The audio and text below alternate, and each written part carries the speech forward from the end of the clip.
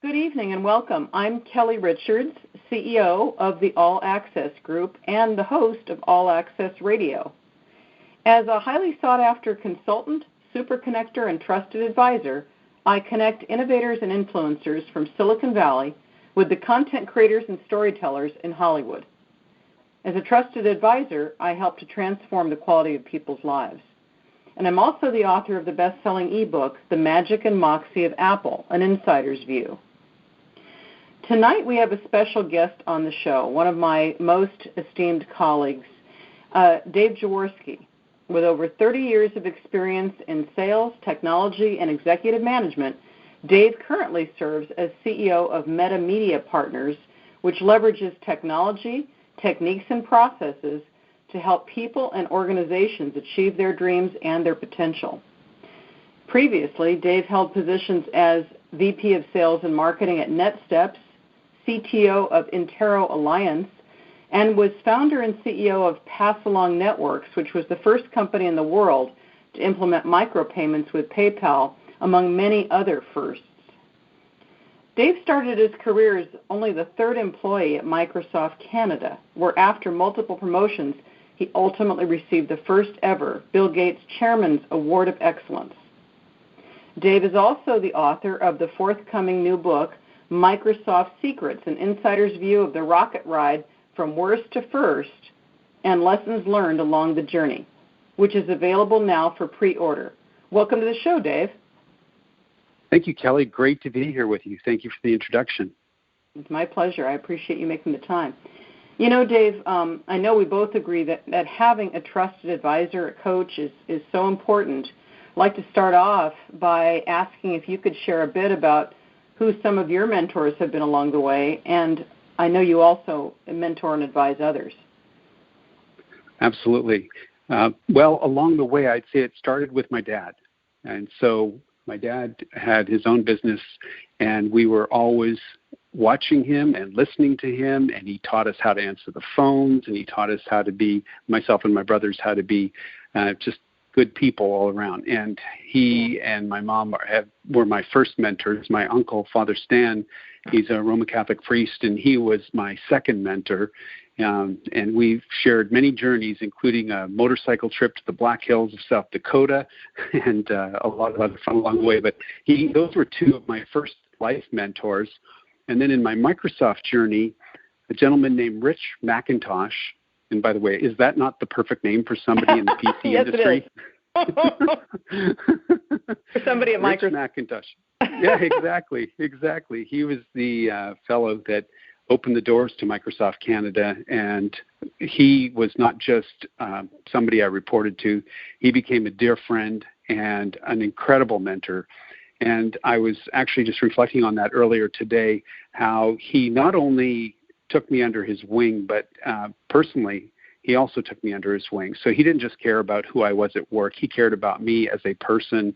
He invested and poured a lot into myself and Susan, and he was just an amazing fellow, almost like another dad along the way. And along the way, I've been blessed to have many other mentors that have taught me a lot, and I really have had a lot of people feed into my life, which is why I love feeding into other people's lives. As you and I were talking a little earlier, I just got back from Barcelona where we were running a session for a group called Lifebook, and we poured into 20 more lives and helped them really define what they're after and help them come up with a process that they can implement and really work towards achieving those goals. So it's always such a joy to be able to mentor and influence others and watch them achieve the dreams of their heart. I know we both share that passion, Dave, and you know, I'd like to say a couple things to what you just shared. One is I had the privilege of working with Dave as one of my clients for many years when he was running Pass Along Networks, and you know, you are an outstanding leader because you care about people's lives as well beyond just employees or consultants or what have you, and that was such a joy to have that opportunity with you for as long as we did. But in that lengthy intro, of which it could be twice as long given your achievements, I did overlook referencing your experiences with Lifebook, and I think it's worth taking a minute to tell our listeners a little bit about Lifebook and what you're doing there and why you're so passionate about it. Certainly, thank you. The URL is mylifebook.com, and it was started by John Butcher. He put together his own personal plan, started off with a list of goals, and slowly developed into a much more robust book, to the point that it is a significant piece of work. He broke life into 12 categories and teaches people how to put a 4-step process to any aspect of their life.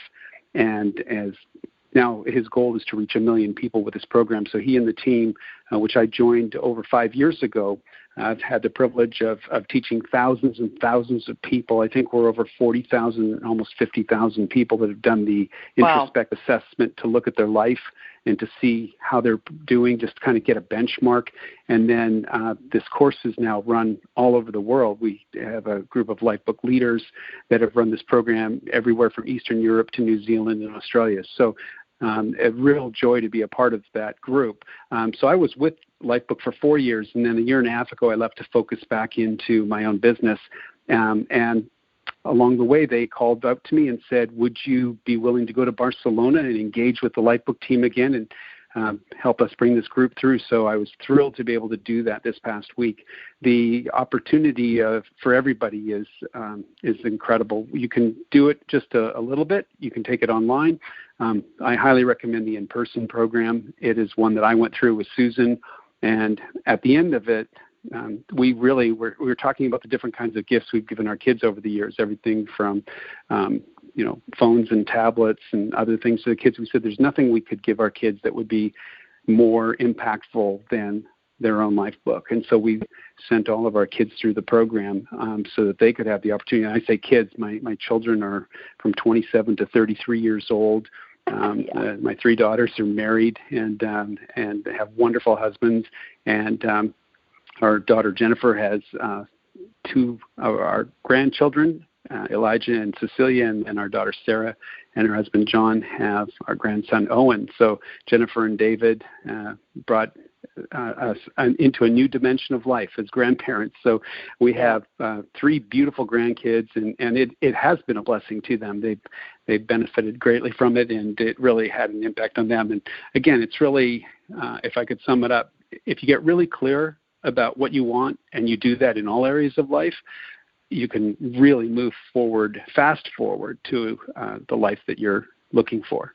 Yeah, that is just terrific. And I know how much that program has impacted you and all the people it's touched. So I'm really pleased that you took a minute to talk about that. Thank you. I want to shift gears and talk about your new book, long awaited, I might add. And I wonder, obviously this book about your time at Microsoft and the lessons and insights you gained during your tenure there. Maybe we could start by talking about what led you to finally get the book out. What was the impetus for making the time to put it all together? You'd think that I'm a little bit of a slow writer, but that wasn't the case. It was really more a case of just not knowing if anybody would be interested in the story. But as I met people and shared with them about some of my time at Microsoft and the lessons I'd learned, the next question invariably would be, well, you have a book, don't you? And I was saying, well, I actually don't. And they were like, wow, those stories that you shared, I'd love to learn more. And it got to a point a couple of years ago where in 1 week, every single day, I had at least one request for this non-existent book. And on one day, I had 5 requests within the space of a little over an hour. And I thought, this is crazy. So you started to get the hint. Yeah, it's kind of like, is this a message? Like, I think God's going, hey, write the book. So I said, well, let me see what I could do. And so I sat down and I used a mind mapping tool. I love to work with mind maps and just laid out kind of an overview of all the different things and stories that I could talk about and the lessons that I learned if I was to sum up some of the big lessons. And I think one of the reasons why this period is so interesting to people is the first 10 years of Microsoft were written about in the same gentleman, Walter Isaacson, who wrote the Steve Jobs biography, wrote a book about the innovators, and he spent a good amount of time talking about the first 10 years of Microsoft. 75 to 85. But the second 10 years is actually where everything exploded. We went from under 50 million in revenues, and we had about 700 people in the world, and we went to over almost 15,000 people. Actually, it was over 16,000 in that time period. We went from dead last in every single category. When I joined Microsoft, we had one number one product, and that was DOS. That's not, yeah, I mean, Word was number 6, so we weren't even close to number one. I mean, there were 5 others that were beating us back then. We used to be able to say we were number 1 in France and Germany with Multiplan, but that wasn't a lot to brag about given that we were number 6 in word processing in the U.S. And everything in that period went from dead last to first place. We created Microsoft Office. I was one of 6 people at table as we did that, and it just blew up. Everything went very well. It was the hyper-growth years. So that 10 years later, Microsoft was the leader with Microsoft Office and with a lot of innovation. People viewed Microsoft as a tech leader. We had made significant headway into corporate America. I remember our first national sales meeting. There were 30 of us, and we knew there were 30,000 salespeople at IBM. And that was for U.S. and Canada. And so it was 30 taking on 30,000, and we were able to do it and penetrate and win. And so as I was recounting these stories and sharing the lessons that I learned on that way, people were saying, do it, do the book, and I did it. I wrote the manuscript after that mind map. I submitted it to one publishing house, and I was getting ready to submit it to the next one, and I got a letter back, and I literally said to my wife, hey, honey, here it is, Susan, my first rejection letter. And I opened it, and they said, we want your book. That's so great. It was like, yeah, so here we are. A little bit later, I put a lot of pictures in along the journey and shared a lot of fun stories as well as inside stories. And the goal was not to create a book for just the tech industry, but to create a book that would inspire people who have their own business, people who are in large businesses, people who are just trying to understand how to put all the pieces together in this fast-moving world. And so I hope it's helpful to people. I'm certain it will be, Dave, especially from your insider's perspective. You know, I'm sure other books have been written referencing Microsoft and different facets of how it's come along, but, you know, it's its own journey as a company, but you had the inside seat and you helped make it. You helped drive that rocket ride. So, you know, I think the title is well placed. When does the book hit the shelves? September 26th, it'll be available in bookstores all across U.S. and Canada. I'm told it'll also be in Australia, New Zealand, the U.K., and it will be available as an e-book this summer. I don't have an exact date for that, so a little bit ahead of that, you'll be able to get it as an e-book. And of course, on Amazon. It'll be on Amazon.com. You can actually pre-order right now on Amazon.com and Amazon.ca. It's also going to be available at Barnes & Noble and in Canada at Chapters and Indigo Books, and several independent booksellers are also going to be carrying it. So it's available now. Even at if you prefer Barnes & Noble and Indigo and those companies, you are welcome to go there. They actually have it all up for pre-order right now, Books A Million. So there's a good availability of it, and you can order online already. And again, I want to reiterate the title for our listeners, Microsoft Secrets, an insider's view of the rocket ride from worst to first and lessons learned along the journey. So, Dave, how does it feel to be in the state of anticipation ahead of all of this activity? Are you going to be doing like a book tour, like a bona fide author, or what about all that? I am. I read Field of Dreams years ago by W.P. Kinsella, and which, of course, was made into the movie. Yeah. And I told a friend of mine, Skip, who you know, that my dream was going to be, if I ever did do a book, that I was just going to go to see a baseball game in every stadium in America, and that would be my book tour, because that would be every major city. And so I now have the opportunity to execute that plan. So I'm looking forward to doing that. And as a matter of fact, I'll be doing some speaking as well. I've already got a few dates coming up, and I'll be putting those on the website at microsoftsecrets.com as I go and have the opportunity to share the story with people and companies. Boy, that is terrific. I can't wait till you come to the Bay Area.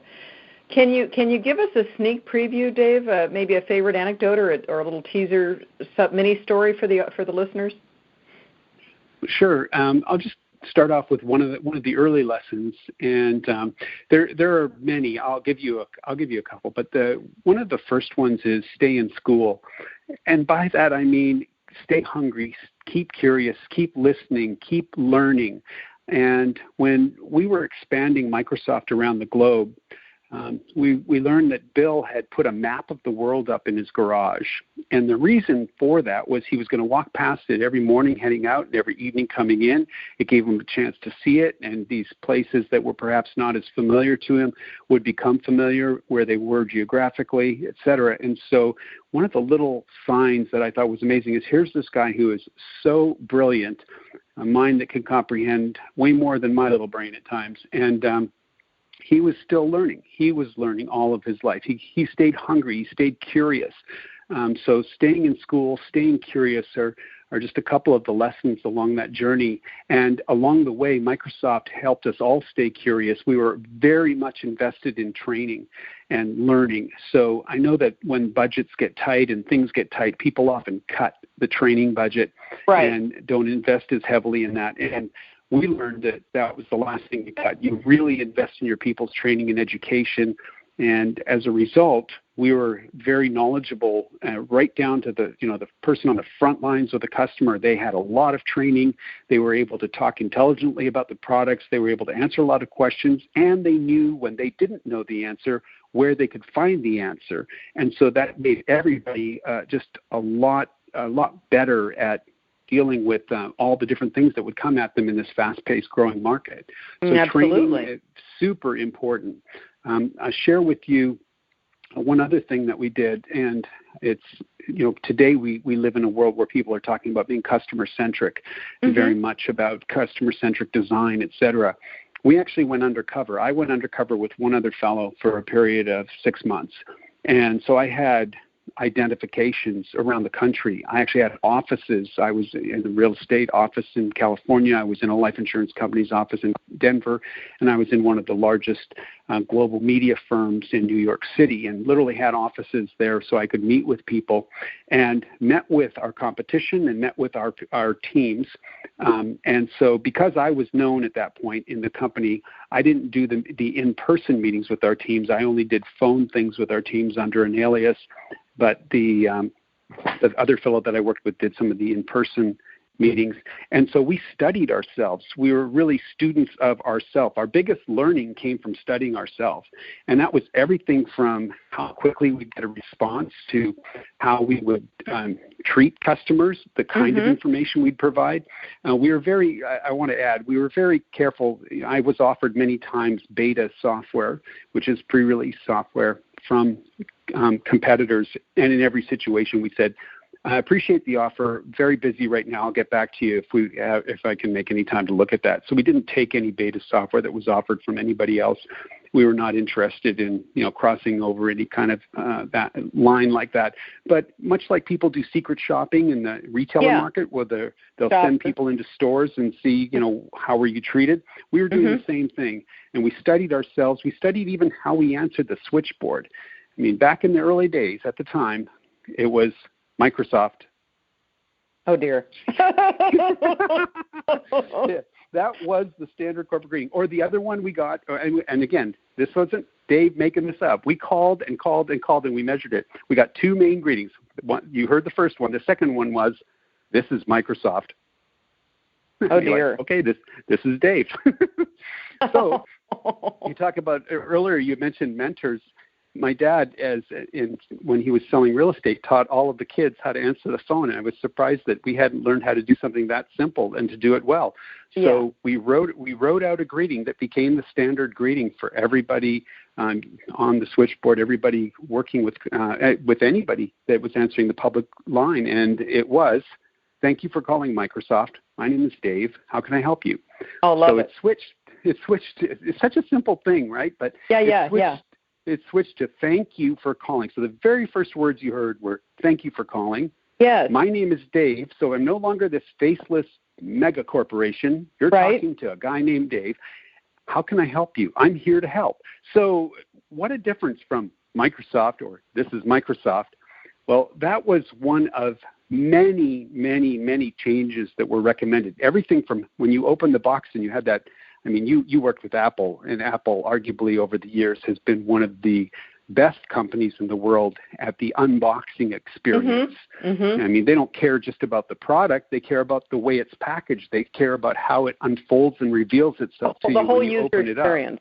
Yeah. Absolutely. Yeah. So we, at that time, we were documenting what it was like to open our product, to open our competitors' products.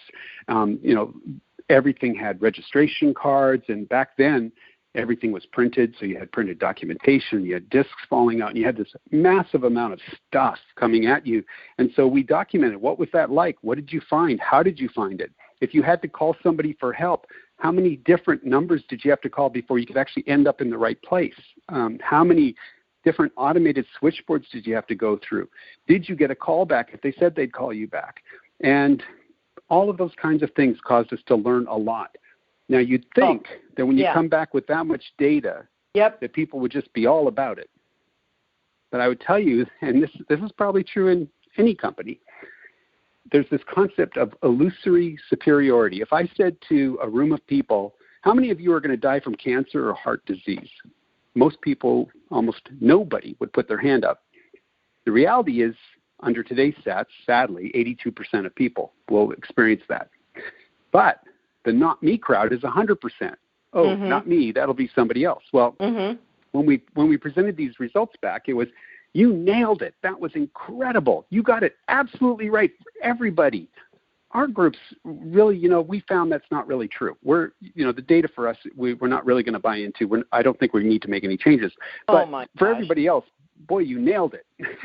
Well, now this is important both for what happened next at Microsoft and what happened in the rest of your own journey with the different companies you worked with.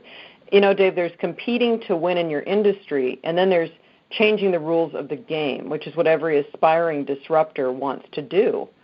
So in your opinion, what is the secret ingredient to changing the competitive landscape the way Microsoft ultimately did, despite, notwithstanding what you just shared about them not being willing to embrace, data? Well, and actually the good news is one thing that was wonderful about this, and this is actually a challenge. If you implement a program like this in the company and you're somewhere down in the ranks, and you get that kind of pushback, I mean, sometimes that pushback will win, and it'll just be stifled. The good news was we had top-down support. So all the way to the top of the company, we had support for this project. They were the ones that actually supported it getting off the ground. And so when we get that kind of pushback, we just go back and let everyone know, hey, everybody loves the data except for themselves. Right. And as a result, this management execs supported us and actually helped push through a lot of change so that we actually did implement those changes. But to your question about the industry and changing the industry and what does it take, there's a lot about the competition and studying the competition. I'll give you just a couple quick thoughts about that. The first one is getting really close to the customers. I would say we got closer to Lotus customers than Lotus was. We actually understood what a life in the day of a 123 user was. That was their big spreadsheet. When we prior to coming out with Excel, we spent a lot of time with Lotus users to understand what their pains were and what worked well, what didn't work well. And we got a chance to really know them at an intimate level, and not just one person knowing them, but we'd bring a team of people out. So people would be studying the situation from a point of industrial design, from a point of interface, from a point of mathematics, from all these different skill sets were represented at the table as we were listening and spending time with these users. And as a result, we came out with a few little things that changed their lives and helped us really accelerate the move. And one simple thing, if you think about a spreadsheet, back then the computers weren't as powerful as they are today. Right. And so when you change a number on a spreadsheet, the whole thing would start recalculating. You could literally watch the lines go across your screen as it was, one row of numbers, next row of numbers, next row of numbers, and it would just keep doing that. And then when it got to the bottom, you just have to wait for a while before it finished doing the rest of the spreadsheet. Right. And in these big companies, some of these sheets were massive. And so they could go away for a coffee and come back, and then it would finish recalculating. So Jay Blumenthal, a brilliant engineer at Microsoft, learned about this. And so he came up with the idea, he and his team, of recalculating just the cells that had dependencies on the screen. Everything that was off the screen, so, and again, these sheets, if you were to lay them out, they'd be like the size of a room, but the amount of information that was on screen was just a few rows and columns. It wasn't that much. So he would figure out what dependencies were needed to just update the screen, and then he'd finish the rest in the background. And so effectively, that was the genesis of macros. This was more a way of computing using multitasking of the computer, the multi-threading of the computer, so that you could do this. He could update the screen and give the user back control, and then in the background he'd finish doing all the other rows. Exactly. What happened was, so effectively, that led to what became Excel, which is still an industry standard. And who's heard of Lotus 1, 2, 3 except those of us tech geeks that were around 3 decades ago? Right. Yeah, absolutely. Absolutely. Well, Google did it to Alta Vista, right? And on search, everybody said Alta Vista will never be replaced.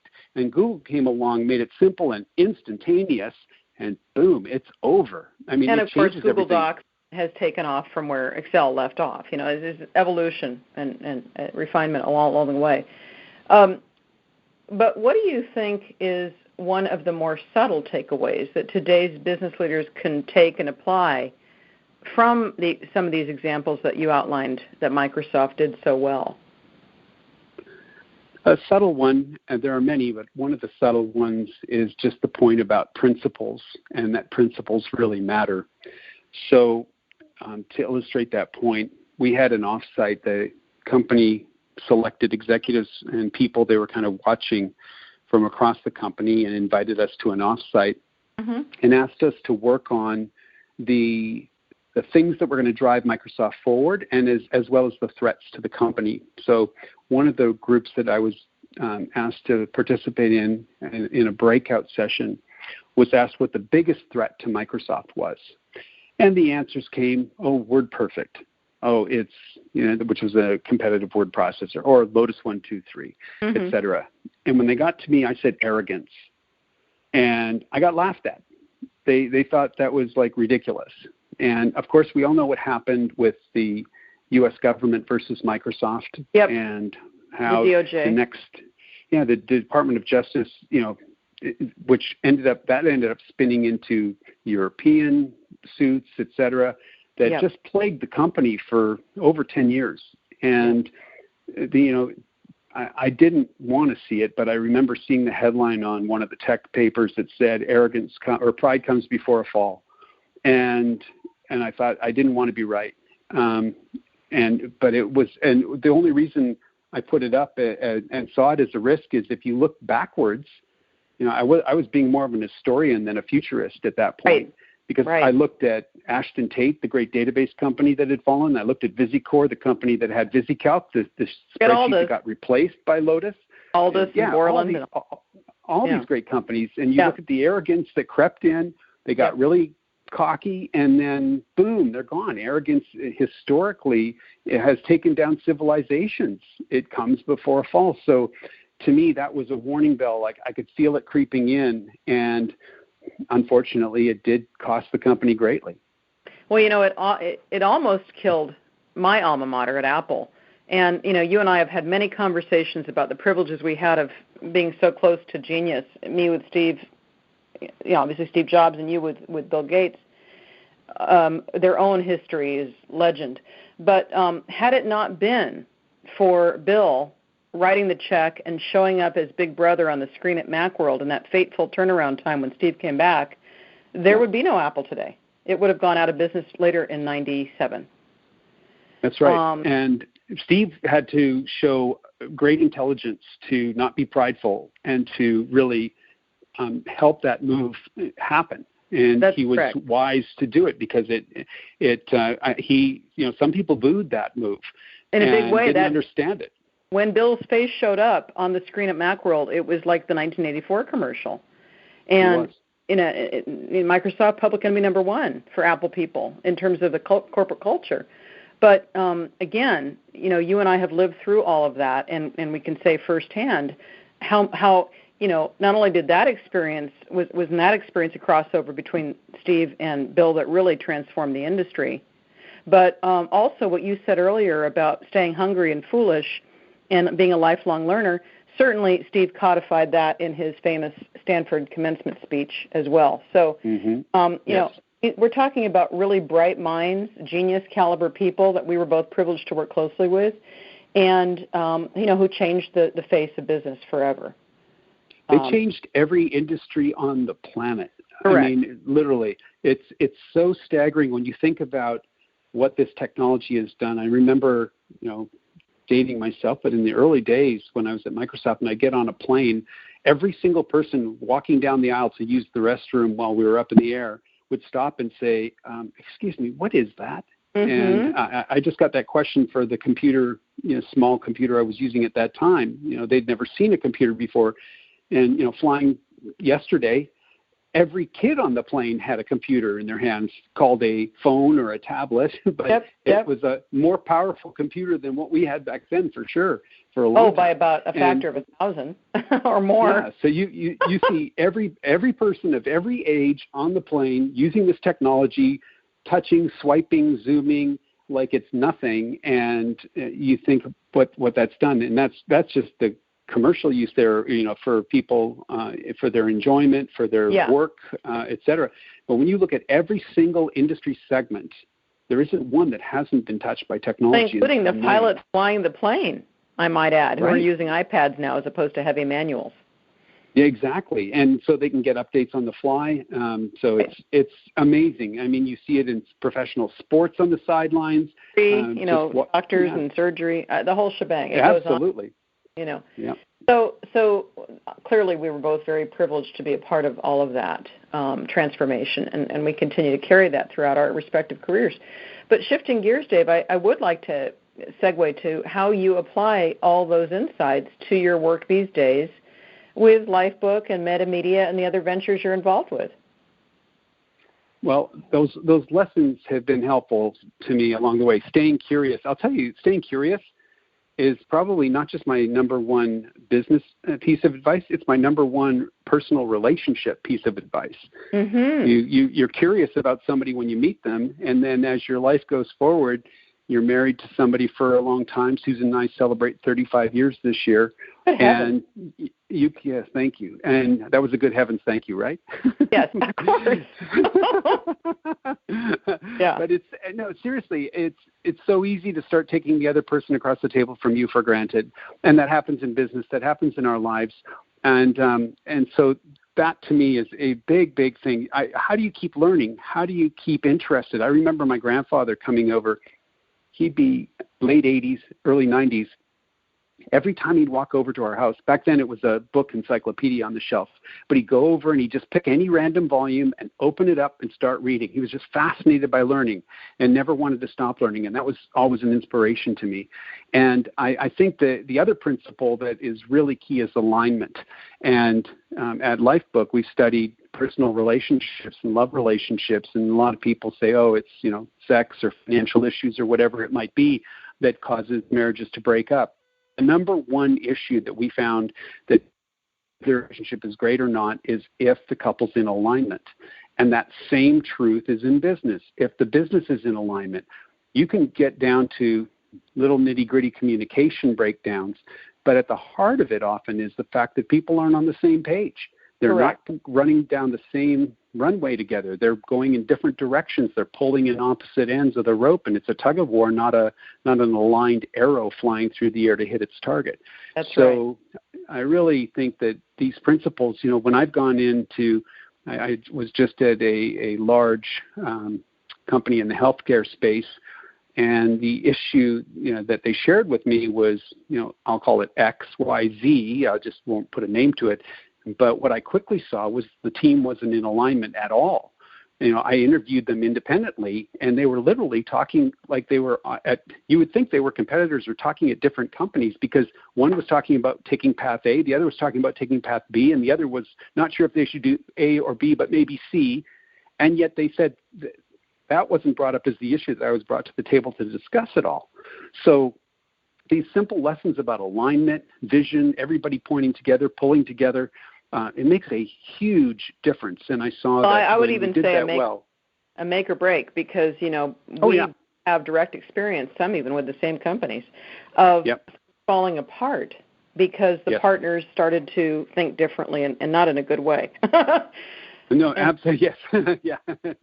So, what you're saying is absolutely spot on, and it's well-earned advice. Now, I want to shift gears again because we have so much I want to cover, but we have limited time, so I'm going to try to keep us moving a little bit, Dave. Obviously, you and I share a deep, long-standing passion for music and artist and fan interaction, etc. One of your clients, Artist Fan Connect, is releasing something called Kick Finisher, which aims to help artists connect with their fans. And I understand that Brent Bourgeois is one such artist for his album, Don't Look Back, which came out a couple years ago. As you know, Brent is one of my album for like a year and a half. So Brent is one of my favorite artists of all time, truly one of the top 5. And, you and I had some interaction back then when that album came out. I interviewed Brent about Kick Finisher back then, if anybody's curious to go back and listen to the interview with Brent. But I'd like to hear from your perspective more about Kick Finisher because you were instrumental in architecting it. Thank you. Yes, Kick Finisher, the idea is if you think about a Kickstarter or Indiegogo or any of these crowdfunding platforms, artists often go out and create the album. And our simple statement is, okay, you've got the album, now what? Yep. So in terms of planning, unfortunately, a lot of the artists plan for getting the record made and then distributing it to whoever supported the making of the record. But they don't have an overall plan to go out and reach the whole audience.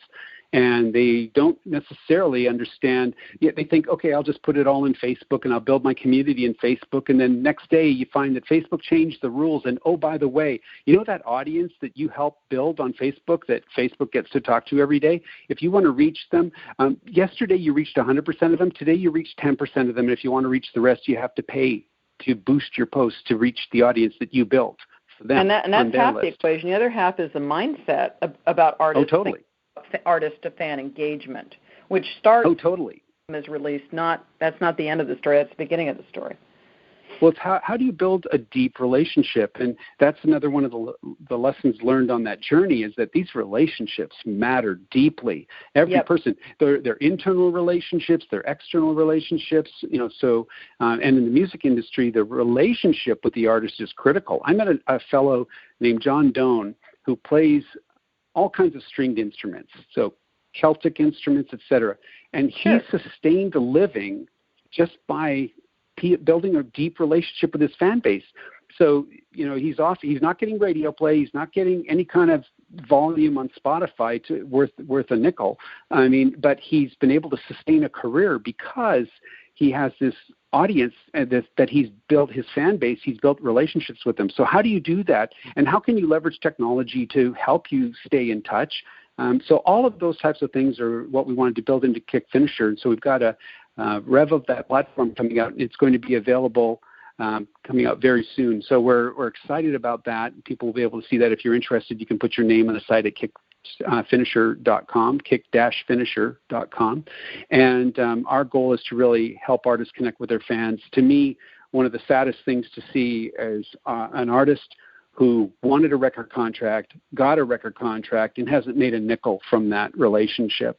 And so I love to see artists not only connect with their fans, but be able to sustain a living doing what they love versus not being able to do that. And in today's day and age, it's not just about selling shiny discs. It's about a relationship, and the deeper the relationship, the better the life for everybody. And you recall, I know, my history of this whole thing with Todd Rundgren, where 22 years ago we came out with Patronet, which was the first industry example of artist-to-fan engagement, direct-to-fan, with the same in mind, that an artist, even of stature, a heritage legacy artist with a following, that didn't have to be millions, didn't even have to be 100,000, but a staunch, loyal fan base could sustain a career for the rest of their lives. And certainly Todd has been a case in principle with that in mind. You don't need to have 1 million sales of a CD. What you need to do is build, a 30 to 40 year relationship with your core fan base, and the rest takes care of itself. He's probably one of the best at it.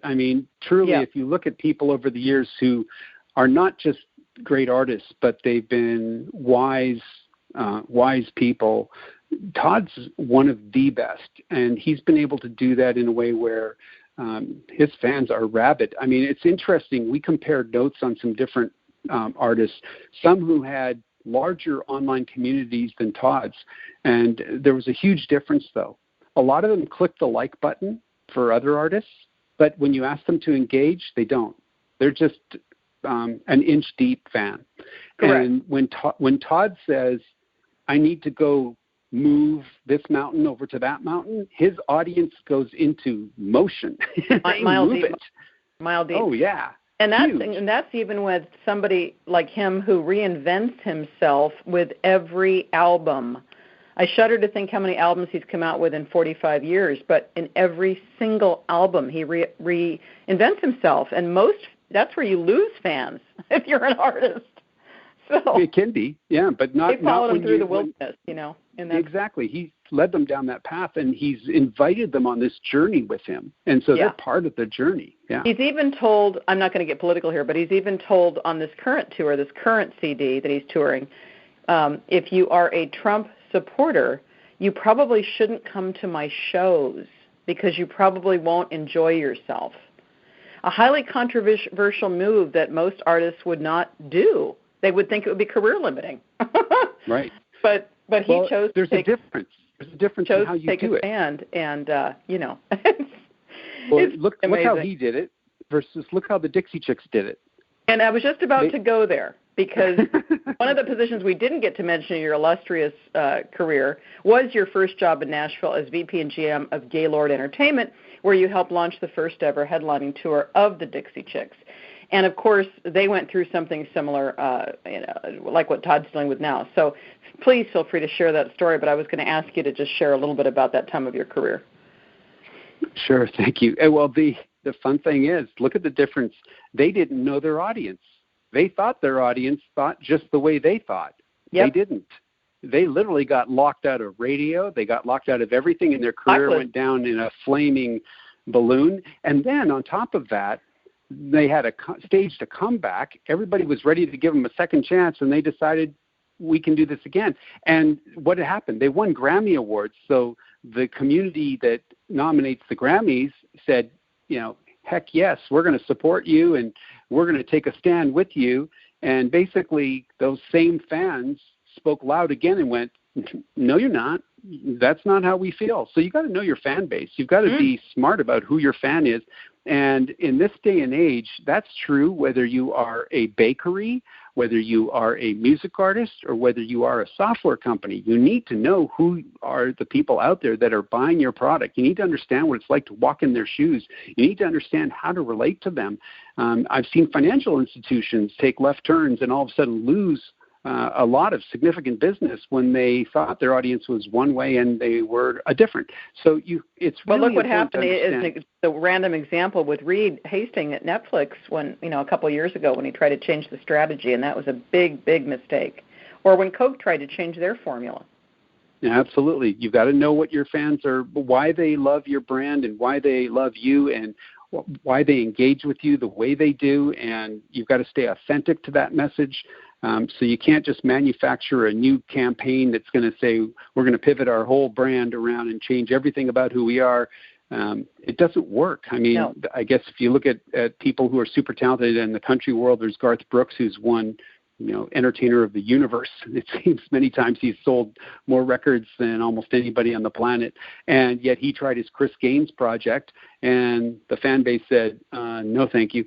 We're not interested. Kind of went totally sideways on him. But to his wisdom, he came right back and went, oh, okay, great. I understand where you are. And to this day, he doesn't go into a city and sell out one show. He goes into a city and sells out 9 shows. I mean, it's ridiculous. Yeah. Well, Dave, you're on the board of 2X Global, which is a mentoring organization for emerging leaders. And I wonder, could you share just a little bit about what you do there and why that work is so important?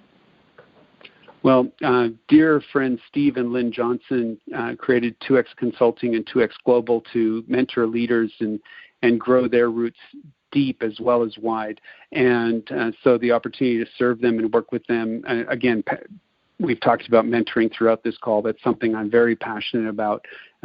Two other nonprofits that I'm working with, the YWCA in Nashville and their domestic violence program called MEND, and a group out of Chicago called Cure Violence.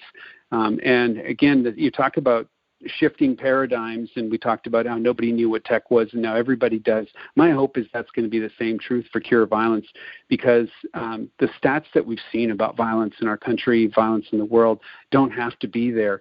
Gary Slutkin was a doctor treating epidemic diseases from AIDS to breakouts of tuberculosis in the Vietnamese community in San Francisco, et cetera.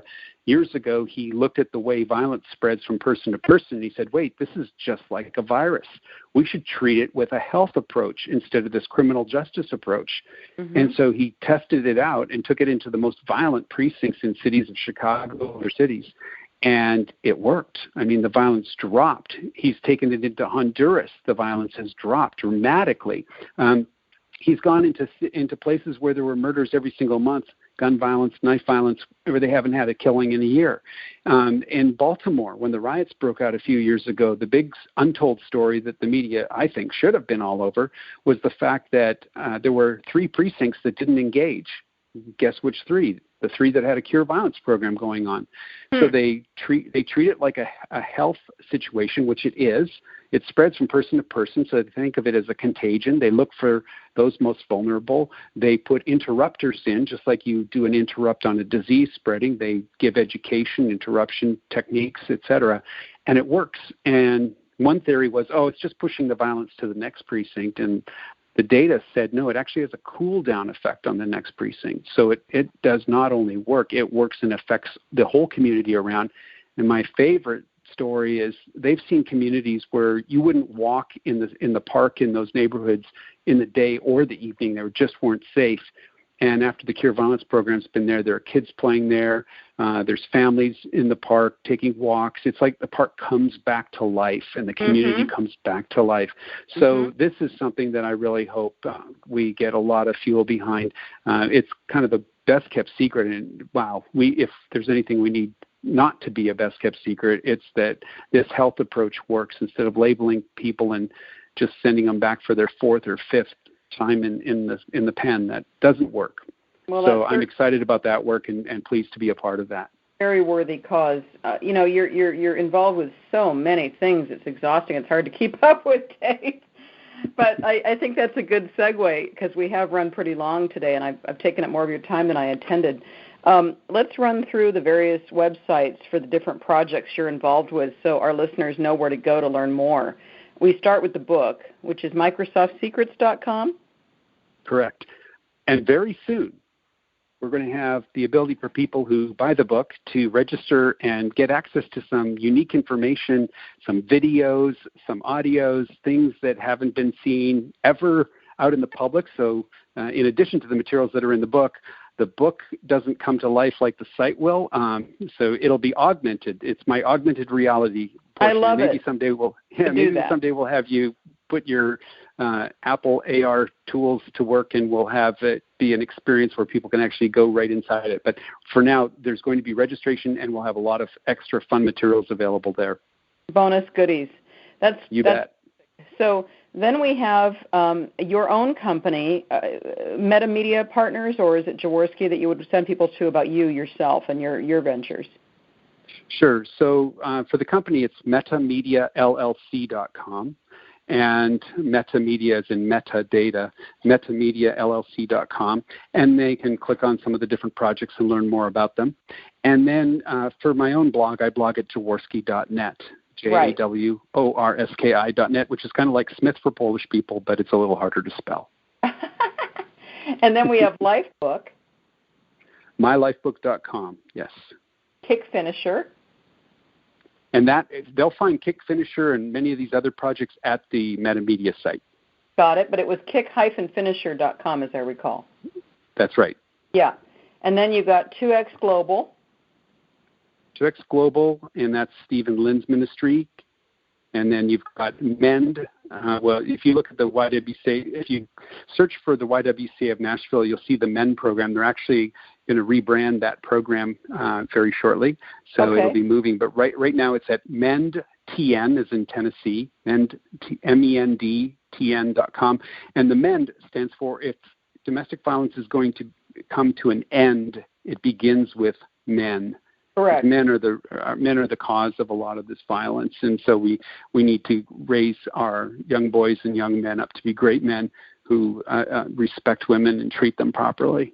And then the Cure Violence is cureviolence.org. Brilliant. Boy, Dave, it sure has been a treat having you on the show today. It's just such a pleasure, and I wish you great success with the new book and with all of these very worthy ventures you're involved with. Thank you, Kelly. Appreciate it. Likewise, I'm inspired by you on a continual basis. And for the listeners who don't know, as you mentioned, we've had the opportunity to work together. Not only do we work together, but we put out 2 series, Volume 1 and then kind of a Volume 2 on looking at the millennials and the music industry and where all that was going. And we've had the pleasure of working on a lot of fun projects together, and I know there'll be many more in the future. I look forward to it, Dave, and I truly do appreciate you taking the time, your generosity of making the time to be on the show today. So I wish you well, and I always want to thank my listeners for joining us here on the podcast each week. We look forward to being with you again very soon. So I wish you all a good evening, and keep on smiling.